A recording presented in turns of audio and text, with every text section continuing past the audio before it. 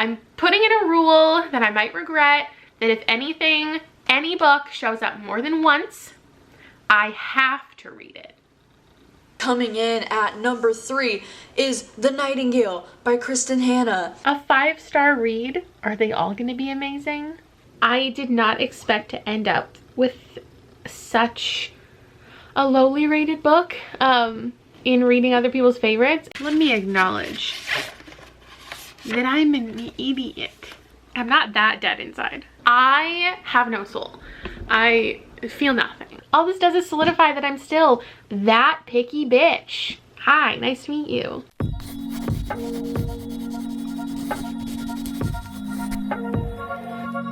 Hi friends, it's Kayla. Here's the concept. I want to read books that I'm set up to love this month. And who better to take recommendations from than all of the booktubers who read most similarly to me, who just put up their favorites videos for the year. Actually, this isn't just about people who read similar to me. It's about people who rate similar to me. So I have some people in mind who I've watched for years, and I know that we have similar reading tastes. I'm thinking Elias, who just finally put up his video today of his favorite books of the year, which is why I'm finally getting around to this. I'm gonna react to Elias's video, Natasha, Chelsea, and Gabby, I think. Those are the people that first pop into my mind that I know we've read similarly in the past.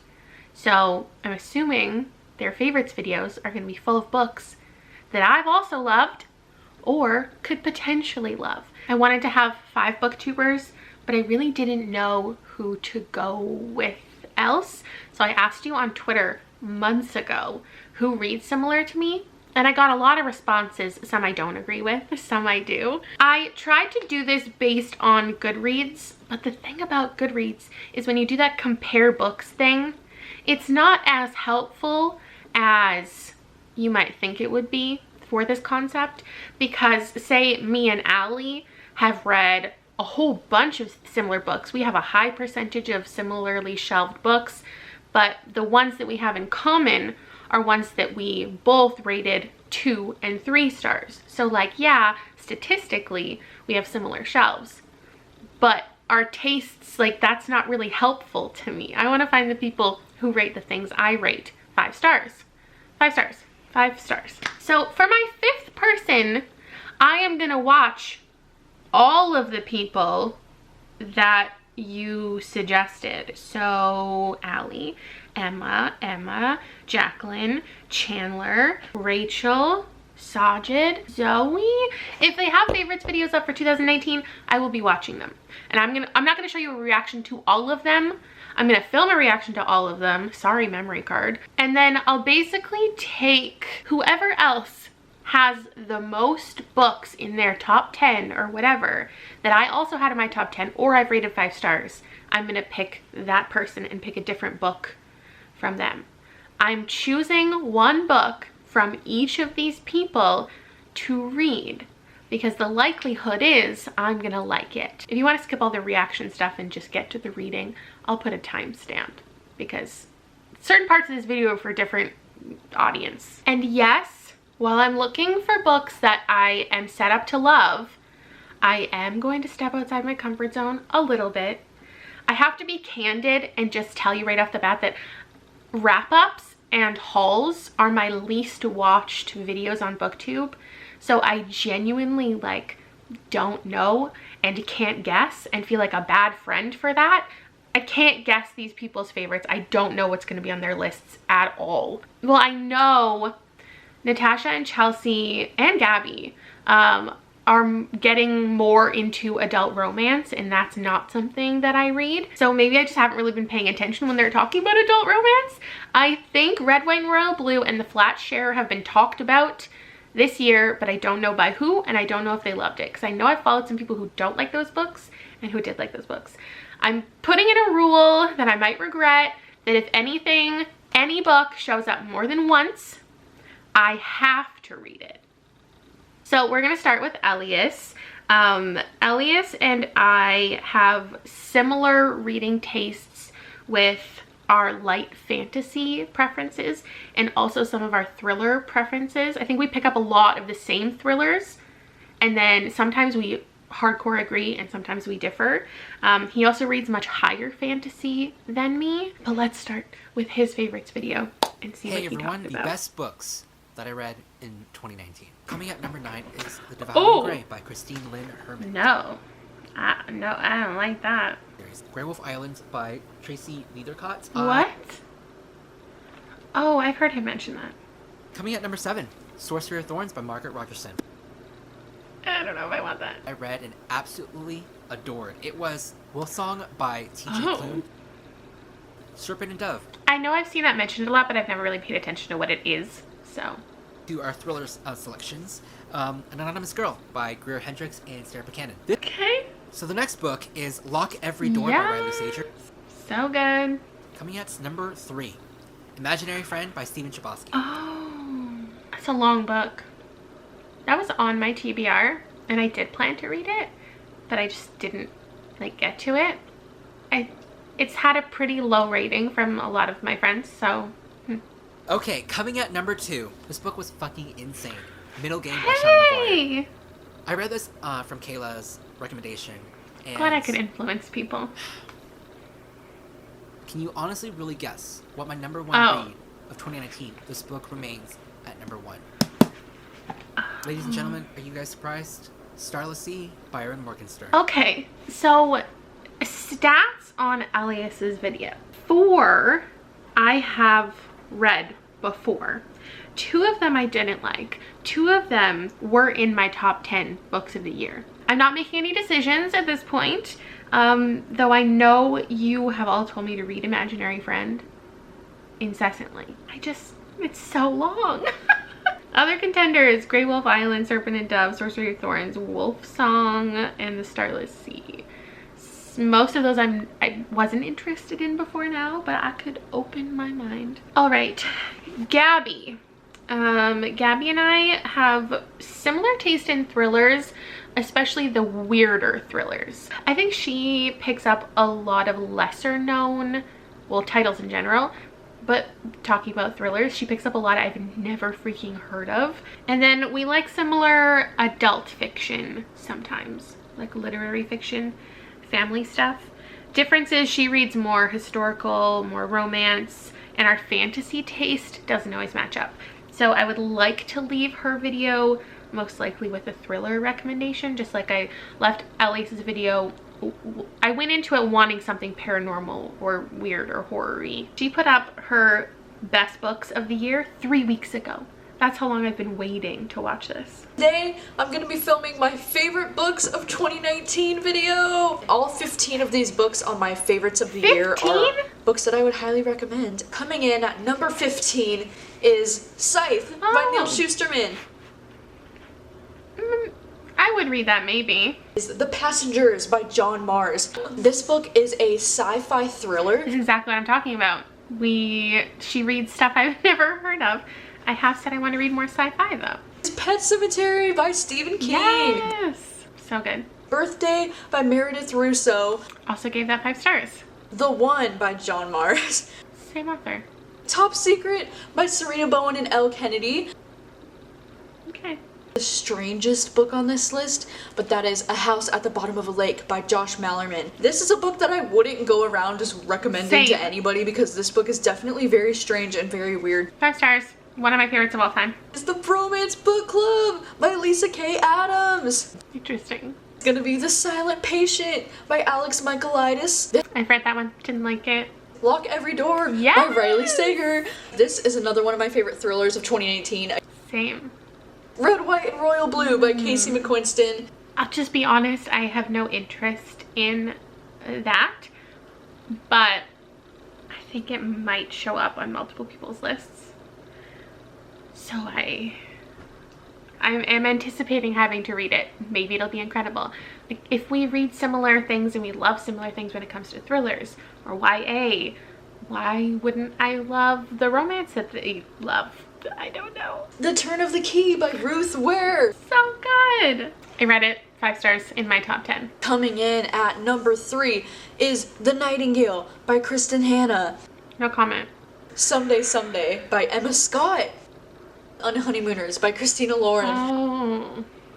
I should have predicted Christina Lauren would show up on this list because I think they're a collaborative author team. Sorry, have I been yelling? And like I said, I knew romance would show up here. Okay, so of Gabby's list of 15,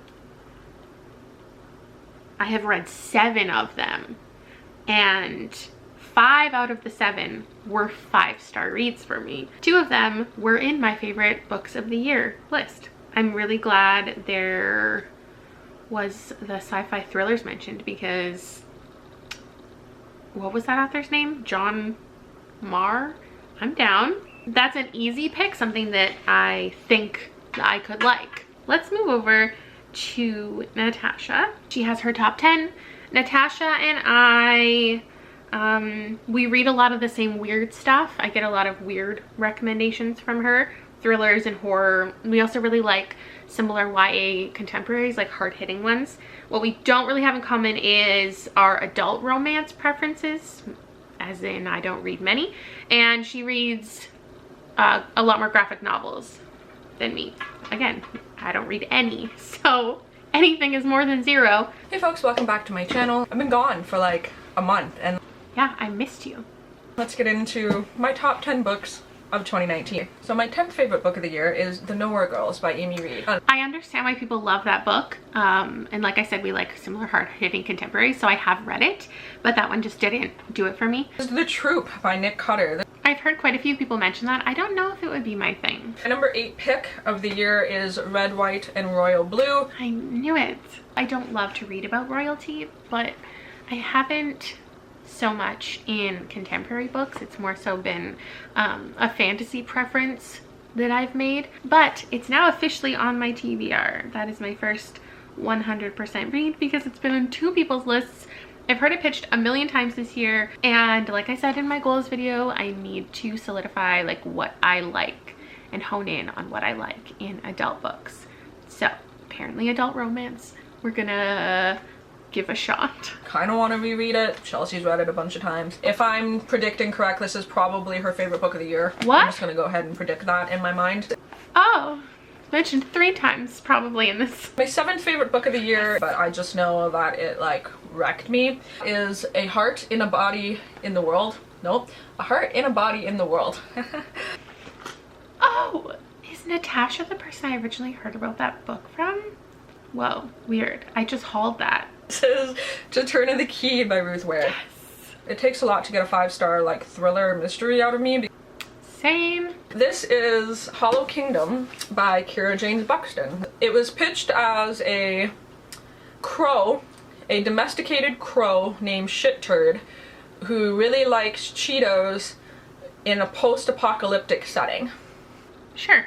Moved up into my favorite Stephen King. Shocker if you guys don't know what this is. That is Christine. Like much Stephen King has been mentioned literally twice. And that is Middlegame by Seanan Mcguire. Not gonna lie, read this because of Kayla. Hey! As I do most of the books on my list. She just has recommendations, and I know the books that she recommends that are going to be stuff that I like. And that is The Flat Share by Beth O'Leary.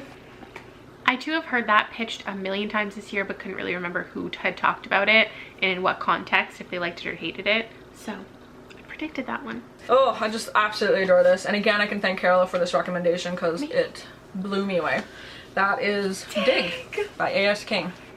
Oh my god. Okay, so stats for Natasha's video.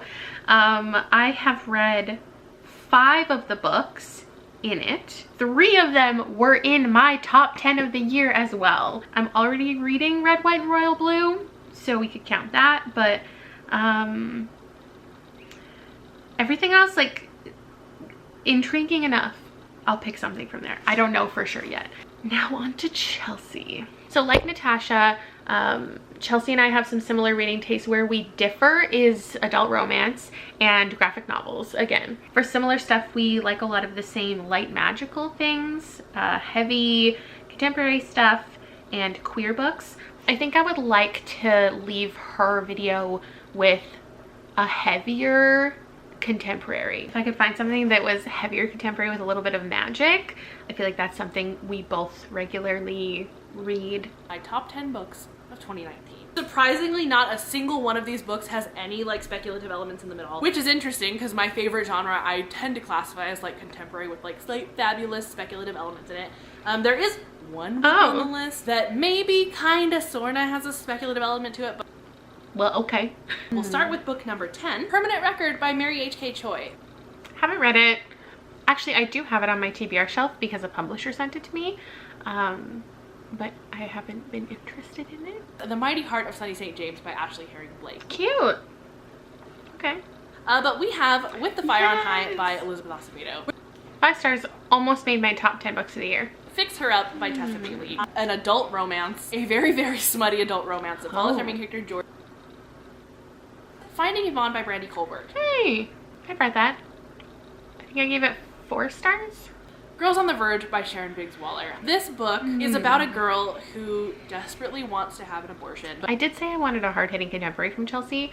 That book, the subject matter, just isn't something that I traditionally like or like to pick up, so I'm glad she loved it though. Sweet Cute by Emma Lord. All right. We have The Flat Share by Beth O'Leary. Oh! Guess I'm reading some adult romance this month.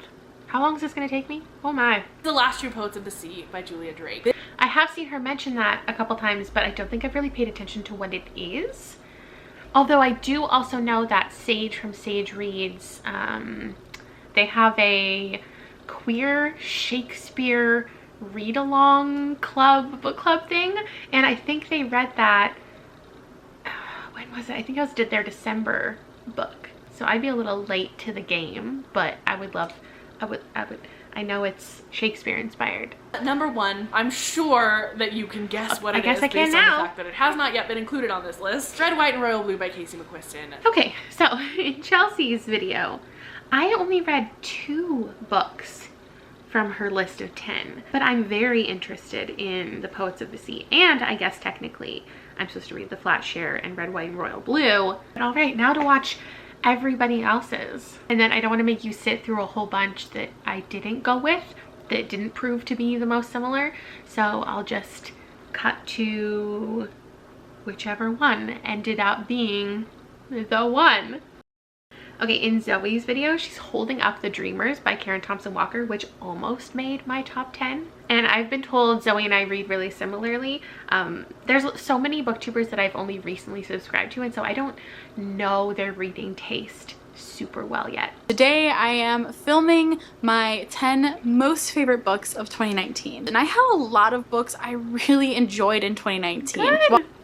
Hopefully they're the same as me. One particular genre that I think I'm really starting to just love and understand what my particular taste is in the mystery / thriller genre.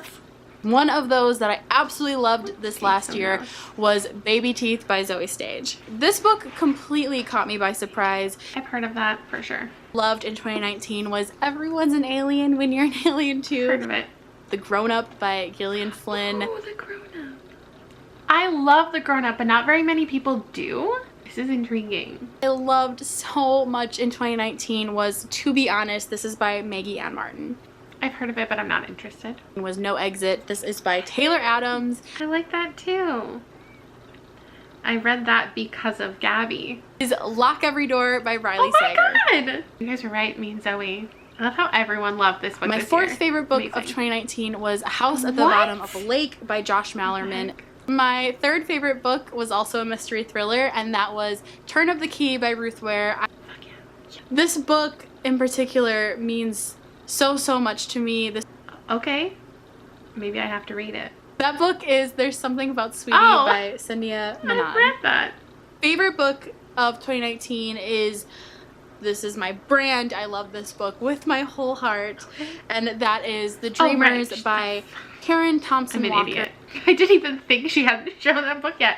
Duh. The Dreamers is so good, and oh my gosh. I honestly, okay, so I know I'm picking something from Zoe because wow, 1, 2, 3, 4, 5, 6 of her 10 books are books that I not only have read, but loved. 2 of them were in my favorite reads of the year list. 2 of them were in my favorite reads from other year lists. One of them almost made my list this year. So I have 4 to choose from.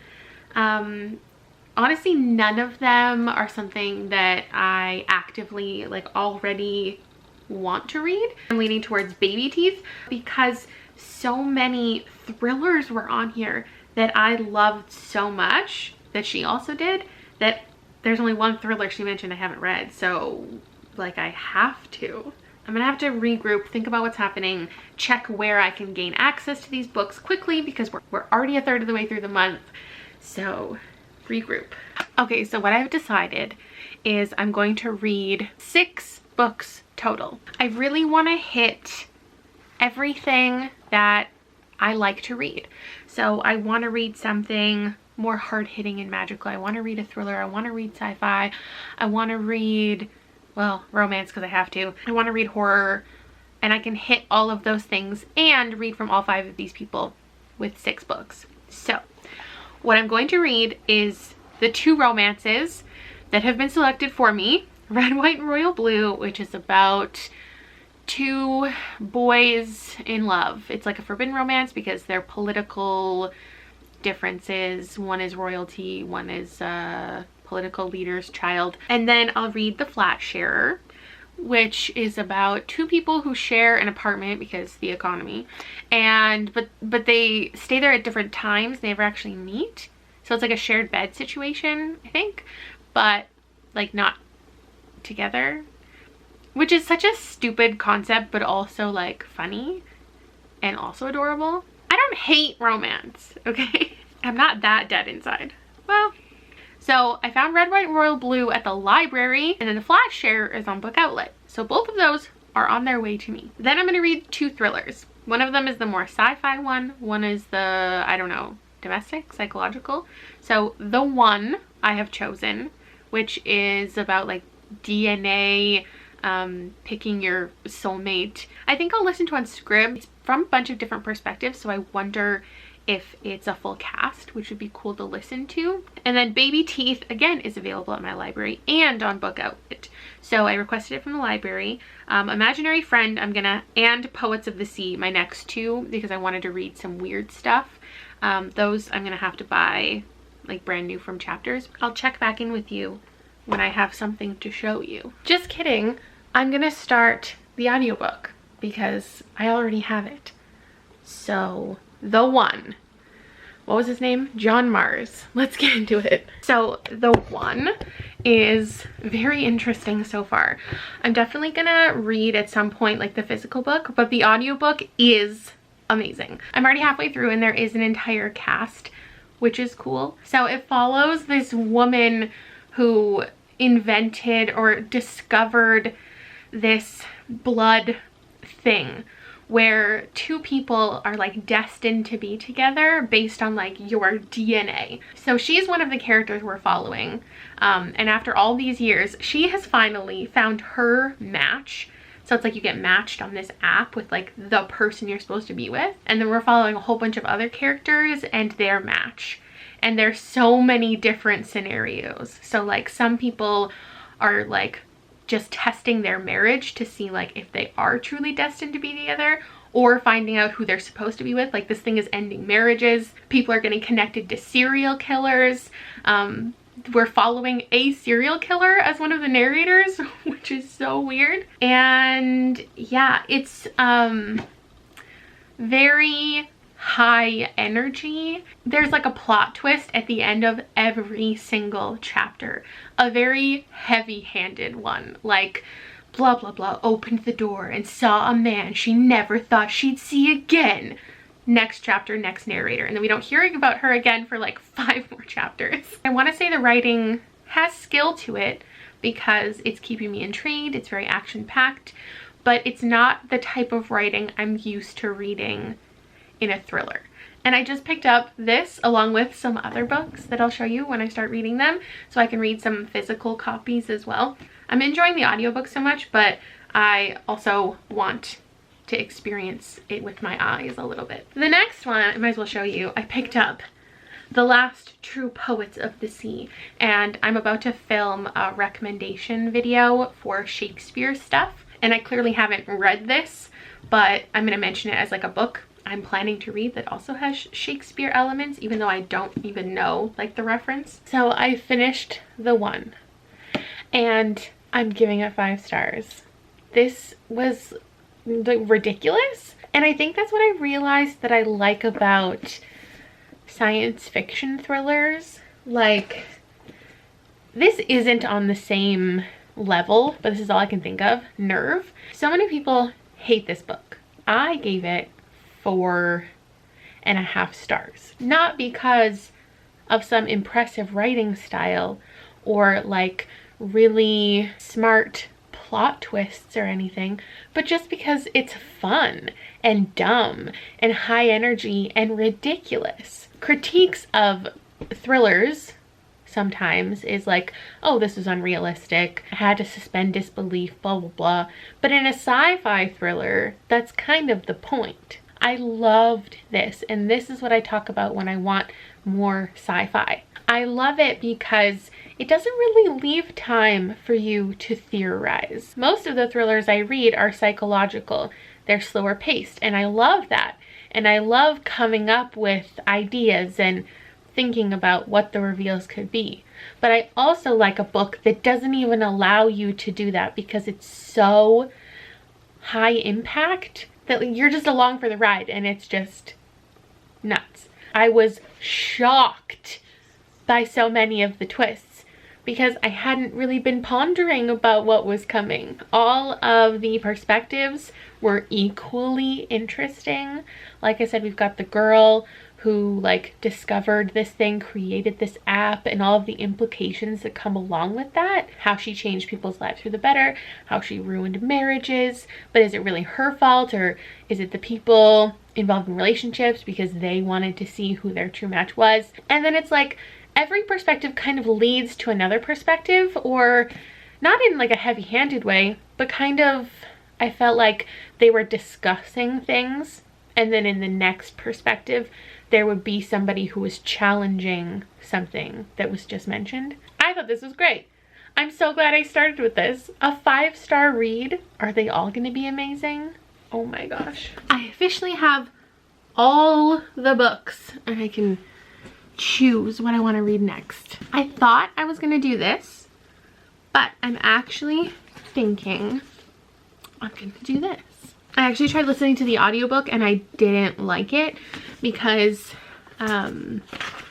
it's good because sometimes I feel like when I read dual perspective books, the writing is really similar and the characters' voices sound really similar. But in this one, Beth clearly like tried to distinguish between the characters via the writing style. Tiffy's chapters are more traditionally first person. Leon's are more, I don't even know what this is called, but it's not like, he's not narrating. It's written like voicemail, and then says what the voicemail said. And then his like inner thoughts. Instead of like quotations and like traditional writing, it's like, Holly, this. Me, this. Holly, this. And I think that helps distinguish things, but it's not very pleasant to listen to. It just sounds very robotic. So I'm just gonna read it with my eyes. So he works a job where he only needs to be in the apartment from like this time of night to this time, and then the girl, she gets the flat and the bed and everything for like the rest of the time, and so they never see each other, they never meet. And I'm assuming, well, it's a romance, so they obviously get connected in some way. So that's just what I felt like reading this weekend. Sci-fi, and then a romance, and then a thriller, and then this weird thing, and then a romance, and then, oh my god, the biggest one at the end. So I'm almost done with the flat share. You knew this was coming. I don't like it. This is so frustrating because honestly, like, I don't really care. It's just that I have to tell you that I don't like something, and I just like can already see like comments. Why did you waste your time reading this? You never like romance. Like, why are you reading stuff you don't think you'll like? You should have picked a different book from the video that you would have actually liked. People get really upset when I read things and don't like them. And I'm sure the majority of people, it's from a good place and you just want me to read stuff I like. But from my perspective, it's fine because it's only one day of my year. This accounts for, math is hard, 0.3% of my entire reading for the year.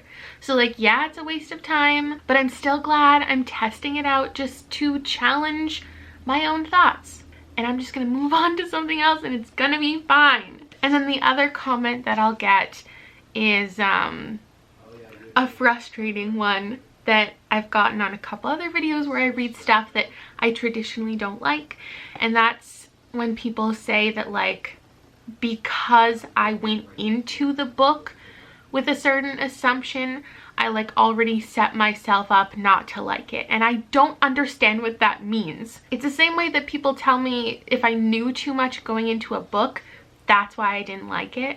Like these comments from people, I definitely understand if that's your own perspective or bias towards reading, but that just like never happens for me. The book is the book, and my experience reading the book is never impacted by like my preconceived ideas or like what I knew going into it, unless it's a thriller and a huge plot twist was spoiled. Like in Evelyn Hugo, I gave it 3 stars. I didn't give it 3 stars because I thought I would give it 3 stars.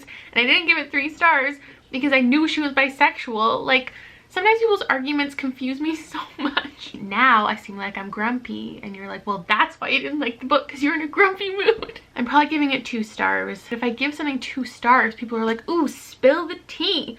Tell us all the issues and problematic stuff. There's no problem with this. There's nothing wrong with this, but I just don't like it. And I can't say I don't like romance because I just finished Little Women and I was swooning over the romance in there and I wanted it to be more romance. So who am I? What am I doing? I don't know. I'm so bored. I don't care. All right, finished it. 2 stars. Perfectly fine book, just not for me. If you liked the Rosie Project, I feel like the main guy in here reminded me a lot of, what was his name, Don Tillman or whatever, from the Rosie Project and the Rosie Effect. That was another romance kind of book when I thought I liked romance. I wanted to read the romance that other people were reading, and that one was like a 2 stars as well. I think it goes without saying that like I'm not saying anything about the people that said this was their favorite. Like this wasn't even a recommendation. This is just people saying their favorites. So I'm obviously not saying anything about their preferences. Like nobody told me I would like this, so this was all my own fault. Chelsea loved this, I didn't, but she also traditionally likes romance and I don't. Chelsea also likes hard-hitting contemporary with a little bit of magic, so do I. So this is most likely to be a winner. So this is where we're going next. It's been a couple days. I just had the flu, so love that for me. Haven't been able to do anything but like lie in bed or lie next to my toilet. So I've actually been listening to the audiobook of Imaginary Friend. So I'm a third of the way through this. It's broken into 3 parts. So I'm just starting the second part. I love this. Basically, it's about a girl who needs to like change her ways. She was getting into some trouble in New York City, partying a lot, not taking care of herself, and just like not really caring about what she was doing. And then she got sent to this small town called Lyric, where like her family kind of originates, and she's starting fresh. She shaved her head, she's dressing differently, she wants to be invisible basically, and she's working at this aquarium, and there's a boy there who I thought she was gonna fall in love with, but then I remembered this is queer. I didn't read the synopsis, but the synopsis talks about a girl named Liv that she meets, so I think their relationship might be more of the focus, which I'm totally here for because I love her character. I don't know how it's like magical or anything like that yet. Maybe it's just like the mythology behind like the family and the shipwreck that her and Liv are like looking into, but it's also that hard-hitting contemporary because she's going through stuff, but her brother just attempted suicide, and there's a whole thing there about like how she feels responsible and how she wants to help and how she did the wrong thing, and his situation is obviously difficult. So a lot happening. I'm really enjoying it. The writing is perfection. Imaginary Friend, I'm actually more than halfway through this, somewhere around here, but I'm feeling better now, so I might switch to reading it physically.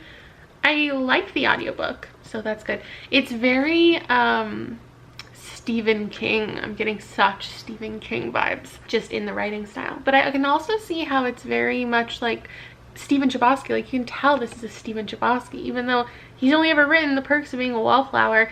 I feel like so many of the characters are reminiscent of Perks of Being a Wallflower. It's got that same like Catholic influence. We're obviously following a young boy who's experienced stuff, but then this one obviously goes in a totally different direction because it's horror, straight up horror, like weird, spooky. The audiobook has freaked me out a couple times. Basically, this boy goes missing in the woods. His family is new to town. They're running away from some bad people in their life. And then he disappears in the woods for a week, and then he comes back, and he not has abilities, but like he's smarter and stronger and more capable. And so he brings some other kids into the woods with him, and they're obsessed with building this tree house, and there's basically like voices speaking to him and telling him what he needs to do. It's definitely pretty repetitive. Maybe it's necessary. I don't know yet. I'm interested about the ending because I've seen people say that they didn't like this book specifically because of the ending, and I want to know what that means. My goal is to finish both of these today. Wish me luck. I am slowly making my way through the Poet's book that I can never remember the title for. I finished Imaginary Friend, but I'm very tired and I don't think I can form my thoughts yet, so I'm gonna finish this one and then just tell you what I thought about both of them. I didn't love Imaginary Friend. We'll start there. Let's talk about books. First of all, as I put this back together, let me acknowledge that I'm an idiot. I can't really recall if I mentioned it. Something about this book being magical or weird or other. It's not. I'm not sure if I always assumed that this book had something weird to do with it, or if when Chelsea started her video and said one of these books is slightly speculative, that I just assumed that this was the one because I didn't notice any other ones on the list. But thinking back, it's probably the Elizabeth Acevedo, which everyone says is like slightly magical, but when I read it, I didn't get that at all. I thought it was like metaphors, but anyway, this is a hard-hitting contemporary female. I liked this a lot. It wasn't a full 5-star for me. I wish it was, but this really just solidifies that like Chelsea is my go-to for hard-hitting recommendations because this hurt me. It was beautiful. I loved the bi representation. However, she never uses that language for herself, which bugged me like just a little bit. A couple people call her bisexual in this book, and then there's also this one scene where the love interest asks if she's had sex, and she says yes, and then she says both people, which is referencing boys and girls because this is the first girl she's ever whatever, which just made me a little sad because it could have been a little more inclusive. And then another scene, she asked the girl if she was into girls because she was starting to get feelings, and the love interest was like, no, I'm not into girls. And then the first time that they kissed, the main character is the one who initiated it, regardless of like clues and hints, and as much as like, you know, you can feel like somebody wants to kiss you, it's still just like a little questionable that she just like kissed her after she was told like straight up, I'm straight. That didn't actually affect my rating at all. Those are just things that I noticed in the book. I think it was a 4-star, not a 5, just because as much as it hurt me and it was beautiful and all the things, I never like cried or had to like take a moment to compose myself. It was just a really lovely story that I'm so glad I got to read. Something that did have fantastical things is Imaginary Friend, Stephen Chbosky. Sadly, no, this was not a great one for me. Here's the thing, I appreciate so many things that this book did, but I don't really think I enjoyed the process of reading. I loved the nods to Stephen King. People can say any horror book is like Stephen King. No, like this clearly referenced Stephen King in a lot of ways. Very clear like references to The Shining. What else? Oh, I shouldn't have read this in between reading this and then trying to do a review, because now I can't remember what I was thinking when I was reading this. This was definitely a big picture kind of book. Like it loops. It's kind of it's a broader thing than just the story. So hard to explain. It would make a great movie.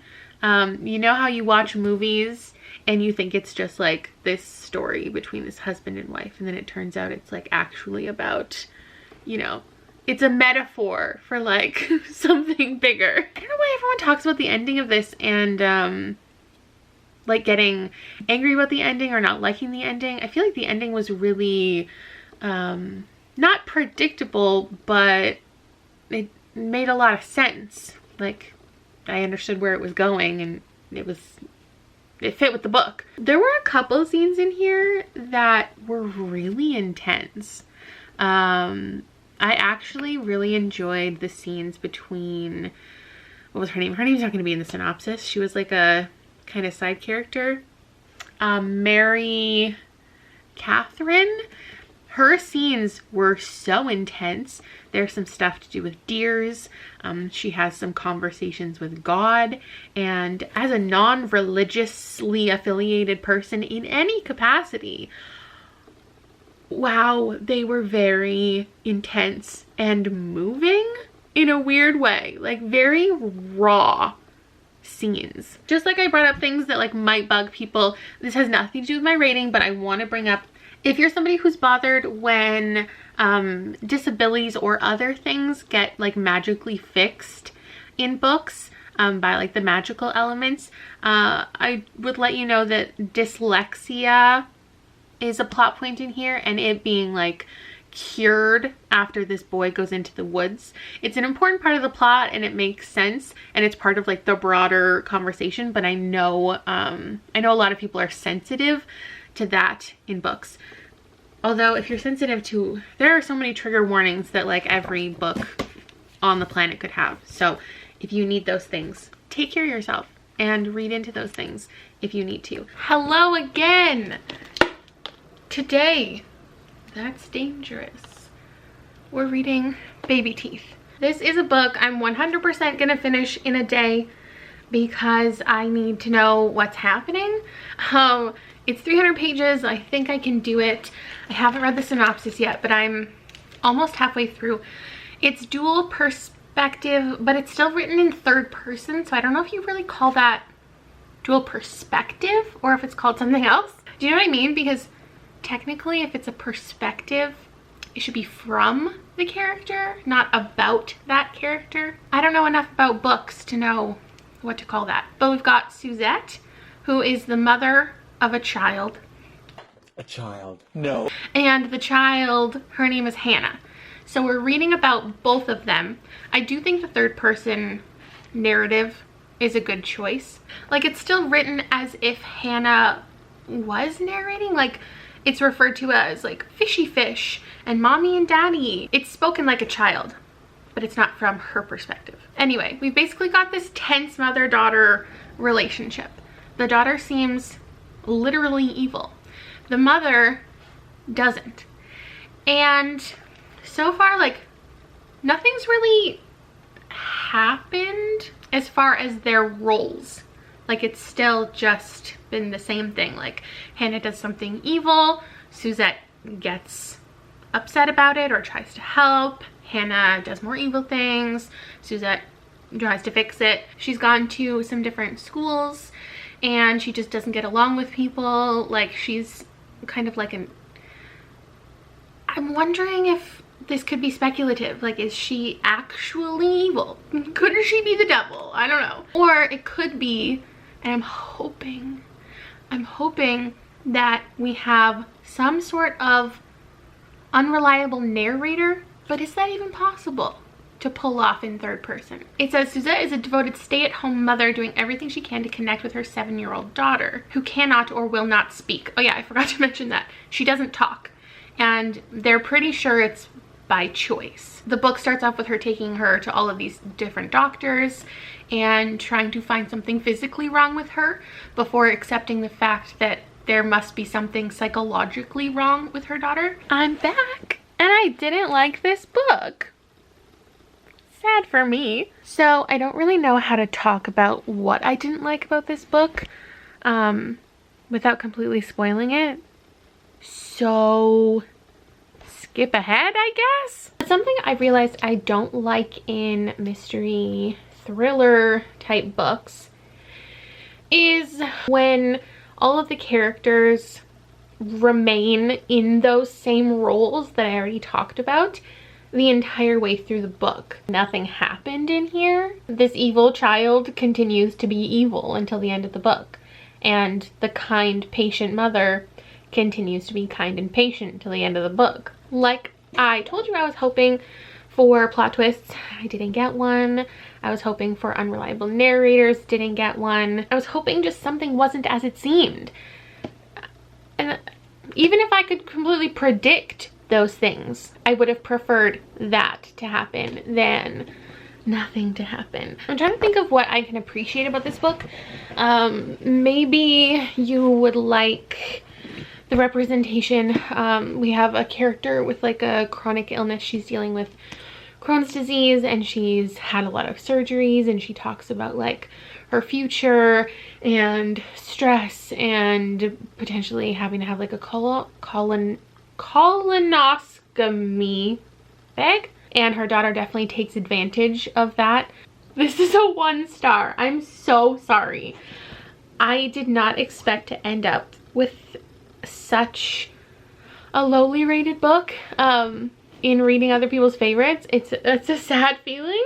All this does is solidify that I'm still that picky bitch. Hi, nice to meet you. It was just the most repetitive book I've probably ever read in this genre. It was just like the same thing happening over and over again. Testing the kid, sending her to school, the mom being sad, dealing with it, telling the husband like she needs help, him helping for a second, and then not really understanding that the girl is evil, and then the same scene, and then the same scene, and then the same scene. My bad, not my kind of book. I'm going to read Red, White, and Royal Blue now. My last book, I just posted a picture of it. I haven't actually technically started it, but I just captioned it. What have I gotten myself into? This next book is definitely the most outside of what you would normally expect me to read, so I definitely wanted to post an Instagram of it, and I have 30 comments of people freaking out about it. So, all right, we're not gonna beat around the bush about this. No, I didn't like Red, White, and Royal Blue. Yes, I'm sad about it. Yeah, you probably saw it coming. Fuck, before you come for me. I didn't hate this. And I know I feel like I just reiterate the same shit all the time. Like, no, I didn't like this, but I see why people like it. But it's so true. Like, I 100% understand why people love this. I tend to not like romance where there's such high stakes. And this one obviously had really high stakes, being about like politics and royalty and all that kind of stuff. I think people would assume, well, I know people would assume because I've gotten comments on it already, that I am not going to like this because of the celebrity factor. And I'm happy to say that that didn't actually impact my enjoyment of this. I think I need to do an entire video about why I don't like books revolving around celebrity culture. I definitely need to think more about it, but one thing that I can definitively tell you about books about celebrity and fame is I find a lot of them pandering. This did not do that. I think a lot of times books talk about the rise to fame and like going from a nobody to a somebody, and people using you, and intentions and sudden expectations of you. That's something that I don't really like about books involving fame. And again, this didn't do that. There are obviously some expectation stuff involved in here because it's to do with politics and royalty, but that wasn't the central focus. And the central focus was just this relationship, which was fine. There's nothing wrong with the relationship. There's nothing wrong with these characters. I think Casey McQuiston did a great job in the first like 50 pages of already tackling the enemies to lovers thing and convincing you of their relationship and convincing you to love these characters, and that was all super successful at the very beginning. I found this too long. Like, I just don't think this should be pitched as enemies to lovers. I expect that to be the entirety of the book, but like by this point, like they were already like having sex. So I think people like that about this, that this is a safe book. You know, it's not necessarily about dramatic coming out stories or queer trauma. There definitely is a lot of layers and aspects to the story and to a lot of different characters, but in general, like, the relationship is safe to read. I probably would have liked more time spent outside of the relationship. It's interesting that in fantasy, if someone says that something is like politically charged or there's political intrigue, that actually makes me like less interested in a book. And a lot of time in the fantasy books that do have political intrigue, I'm like, oh, I want so much more of the relationships and the characters, and I wish it focused over here. But in contemporary settings, for some reason, like, I didn't want the relationship so much. Like, I wanted to read more about the political climate, but the amount of politics in here obviously works for everybody, which is why I think people like it, because it's just a little bit like it's telling you how much better. I don't live in the US, but like clearly the political climate is a little more positive in this book, because it's like an alternate reality, I guess, where a woman got elected instead of Trump, and what that kind of looks like. And so I think that's probably why Casey McQuiston chose to cast a biracial Mexican main character, because it's commenting on what's currently happening in the States without being so heavy-handed about it, just offering some like representation and positive vibes. I know that a lot of my friends who are Mexican do not like or appreciate the representation in here, but that's not something I can really speak on. So if you care about that conversation, I would look for it. Obviously, it would be nice if like the #1 hyped romance of the year that's a male bisexual biracial protagonist was a bisexual biracial male author, just because it's an underserved group of people. But hopefully this will, one, open more doors for other authors. Not that there's anything wrong with this book or the author or reading it. And will also encourage people to pick up more books written by that group of people, because they're out there. As for my star rating, I'm giving it a 2. I'm giving it a confident 2. I have to stop rating books based on what other people enjoy or the potential to enjoy. A 2-star doesn't mean I wouldn't recommend this. It just means that I didn't enjoy the reading experience. I didn't like how this was written. I think I would have just personally enjoyed it more if it was a first-person narration, because clearly we have a main character. The perspective is from him, but it's still written in third person present. And I think if you're gonna write in that style, like, I would just prefer it to be like a little more dynamic, more characters getting the focus. The pace of this was not my favorite. It just didn't feel like a traditional like 3-act kind of structure, which is what I would normally expect. It definitely slowed down for too much of this for my enjoyment. Like I said, like, certain relationships happened too quickly for me, and then I would have liked certain things to be explored. We jumped ahead in time a lot more than I would have liked, but obviously it accomplished so much. Like, for everyone else, it established a great relationship, and I know a lot of people love this because of the escapism of it, which I totally respect. Maybe I would enjoy this more if I was American. I don't know. But I definitely did not connect with it because I'm not American. Like, I feel like I can still appreciate everything that happened in here, and I get it. I just, this type of book isn't set up for me to like, but I'm glad that I read it anyway, just so I can know, because, like, it's the case with anything I read. Like, I just read Little Women, right? And if I had hated that, everyone would have come at me like, well, why did you read it in the first place? You don't like classics. Obviously, challenging my own belief system about books is a good thing because I found one of my favorite books. And sometimes it just doesn't work out that way. But whatever you're reading and enjoying, it's right. Like, you're doing the right thing. You're reading what you like. I'm so glad. And don't let anybody tell you that you shouldn't be reading something ever. This is the year that we support everybody in their reading. No more reader shame in 2020. Okay, what else happened in this video? Because I feel like we're kind of wrapping it up. I didn't like these so much.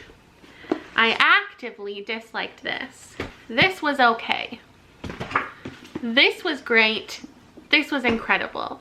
So what have we learned? Nothing. I don't know. I'm never good at these like end of the video discussions because I've been filming for so long. I don't even know what's happening anymore.